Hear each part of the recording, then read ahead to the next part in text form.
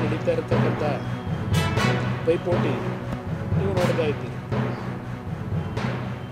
ಇಲ್ಲಿ ರಾಜ್ಯ ಸರ್ ನಾನು ASL ಕಾರ್ಖಾನೆ ಭದ್ರಾವತಿ, ಅದು ನನ್ನ ಪರಿವಿನಲ್ಲಿ ಬರ್ತದೆ, ಅದನ್ನು ನಿಲ್ಲಿಸಿದ್ದಾರೆ.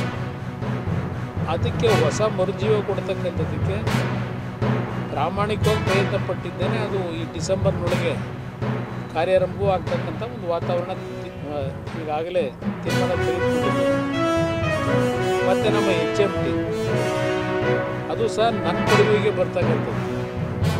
ಅದಕ್ಕೂ ಸಹ ಈಗಾಗಲೇ ನಮ್ಮ ನೀತಿ ಆಯೋಗದಲ್ಲಿ ಸರಸ್ವತಿ ಅಂತ ಹೇಳಿ ಒಬ್ಬರು ಮೆಂಬರ್ ಇದ್ದಾರೆ. ಅವರ ಅಧ್ಯಕ್ಷತೆಯಲ್ಲೇ ಒಂದು ಕಮಿಟಿ ಮಾಡಿ ಆ HMT ಕಾರ್ಖಾನೆಗೆ ಒಂದು ಪುನಶ್ಚೇತನ ಯಾವ ರೀತಿ ಕೊಡಬಹುದು ಅಂತಕ್ಕಂಥ ಒಂದು DPR ತಯಾರು ಮಾಡ್ತಾ ಇದ್ದಾರೆ. ಅಲ್ಲೂ ಸಹ ಇವತ್ತೇನು ನಮ್ಮ ರಾಜ್ಯದ HMT ಕಾರ್ಖಾನೆಗೆ ಒಂದು ಕಾಲದಲ್ಲಿ ಒಂದು ದೊಡ್ಡ ಮಟ್ಟದ ಹೆಸರಿತ್ತು. ಏನು ಈ ವಾಚ್ಗಳು ಅವರೇ ತಯಾರು ಮಾಡ್ತಾ ಇದ್ರು, ಒಂದು ಹೆಸರು ಇತ್ತು. ಅದ್ರ ಜೊತೆಗೆ ಮೆಷಿನ್ ಟೂಲ್ಸ್ನ ಒಂದು ದೊಡ್ಡ ಮಟ್ಟದಲ್ಲಿ ಚಟುವಟಿಕೆ ನಡೀತಿತ್ತು. ಎಲ್ಲ ಸ್ಥಗಿತಗೊಂಡಿರ್ತಕ್ಕಂಥದ್ದಕ್ಕೆ ಇತ್ತೀಚೆಗೆ ಆ HMTಯ CMD ಅವ್ರನ್ನ ಜಪಾನಿಗೆ ಕಳಿಸಿದ್ರು. ಕೆಲವು ಟೆಕ್ನಾಲಜಿನ ಅಡಾಪ್ಟ್ ಮಾಡ್ತಕ್ಕಂಥದ್ದಕ್ಕೆ ಅವ್ರ ಜೊತೆ ಟೈಅಪ್ ಮಾಡಬೇಕು ಅಂತ ಹೇಳಿ HMT ಕಾರ್ಖಾನೆಗೂ ಒಂದು ಮರುಜೀವ ಕೊಡ್ತಾ ಇದೆ. ಅದನ್ನು ಮಾಡಬೇಕು ಅಂತೇಳಿ ನೋಟಿಫಿಕೇಶನ್ ಕೂಡ ಆಗಿದೆ. ಆದರೆ ಯಾವ ಥರದ ಡಿಸಿಷನ್ ತೆಗೆದುಕೊಂಡಿದ್ದೇವೆ. ಹಿಂದೆ ಕೆಲವು ಸರ್ಕಾರ ಡ್ರಾಪ್ ಮಾಡಬೇಕು, ನೈಸ್ ರೋಡ್ಗೆ ಅಟ್ಯಾಚ್ ಆಗ್ತದೆ, ಸೌತ್ದಲ್ಲಿ ನಮಗೆ ಅವ್ರಿಗೆ ಅನುಕೂಲ ಆಗ್ತದೆ, ಅವ್ರಿಗೆ ತೊಂದರೆ ಆಗ್ತದೆ, ಅನುಕೂಲದಿಂದ ತೊಂದರೆ ಆಗ್ತದೆ ಅನ್ನೋದು ಕೂಡ ಬೇಕಾದಷ್ಟು ಆಲ್ಟರ್ನೇಟಿವ್ ರೋಡ್ ಇತ್ತು. ಈಗ ಆಲ್ಟರ್ನೇಟಿವ್ ರೋಡು ಅವಶ್ಯಕತೆ ಇದೆ.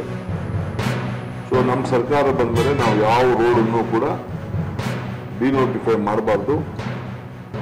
ಜನ ಏನು ಟ್ರಾಫಿಕ್ ಇದೆ ಆ ಟ್ರಾಫಿಕ್ನ ತಡಿಬೇಕು ಅಂತೇಳಿ ನೈಸ್ ರೋಡ್ ಆಲ್ಟರ್ನೇಟಿವ್ ಕೂಡ ಇನ್ನೊಂದು ರೋಡ್ ಮಾಡಬೇಕು BDA ಅಂತ ಏನು ನೋಟಿಫಿಕೇಶನ್ ಆಗಿತ್ತು. ಅದಾದಮೇಲೆ ಈ ಒಂದು ಉತ್ತರ ಭಾಗದ ಪೆರಿಫೆರಲ್ ರಿಂಗ್ ರೋಡ್ ತುಮಕೂರು ರೋಡಿಂದ ಎಲೆಕ್ಟ್ರಾನಿಕ್ ಸಿಟಿವರೆಗೂ ಇವೆರಡೂ ಸೇರಿ 117 ಕಿಲೋಮೀಟರ್ ಆಗ್ತದೆ. ಆ ರೋಡನ್ನು ಮಾಡಬೇಕು ಅಂತೇಳಿ ಸರ್ಕಾರ ತೀರ್ಮಾನವನ್ನು ಮಾಡಿದೆ. ನೋಟಿಫಿಕೇಶನ್ ಕೂಡ ನಾವು ಈಗಾಗಲೇ ಜಾರಿಗೆ ತಂದಿದ್ದೇವೆ.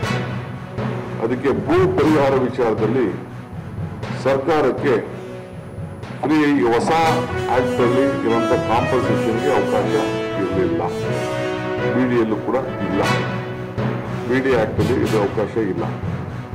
ಆದರೂ ರೈತರಿಗೆ ಸಹಾಯ ಮಾಡಬೇಕು ಅಂತೇಳಿ ಒಂದು ಮಹತ್ವವಾದಂಥ ನಿರ್ಧಾರವನ್ನು ಇವತ್ತು ನಾವು ತೆಗೆದುಕೊಂಡಿದ್ದೇವೆ.